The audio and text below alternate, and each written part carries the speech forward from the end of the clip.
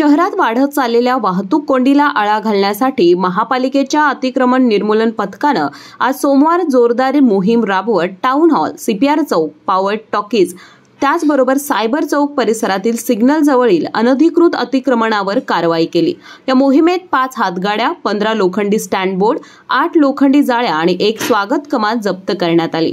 विशेष म्हणजे 33 हातगाड्यांचे मालकांनी स्वतःहून गाड्या हटवत प्रशासनाला सहकार्य केलं। शहरातील वाहतूक कोंडी आणि सिग्नल परिसरातील अतिक्रमणाबाबत 12 जुलै 2025 रोजी पोलीस अधीक्षक योगेश कुमार गुप्ता यांच्या अध्यक्षतेखाली पोलीस अधीक्षक कार्यालयात बैठक झाली होती। त्यानुसार ही कारवाई आज करण्यात आली। या मोहिमेचे नेतृत्व प्रशासक के मंजुलक्ष्मी, पोलीस अधीक्षक योगेश कुमार गुप्ता, अतिरिक्त आयुक्त राहुल रोकडे, शिल्पा दरेकर, सहाय्यक आयुक्त स्वाती दुधाणे आणि शहर अभियंता रमेश मस्कर यांच्या मार्गदर्शनाखाली करण्यात आले।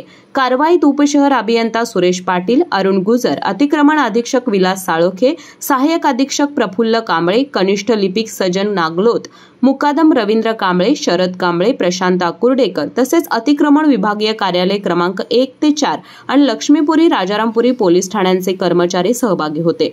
दुकानाबाहेरचे अनधिकृत शेड, स्टँड बोर्ड आणि फुटपाथवरील अतिक्रमण स्वतःहून हटवा, अन्यथा महापालिका थेट जप्तीची कारवाई करेल असा इशारा महापालिकेने दिलाय। पार्किंग जागेत स्टँड बोर्ड लावणाऱ्यांवरही कारवाई करण्यात येणार असल्याचं प्रशासनानं स्पष्ट केलं आहे।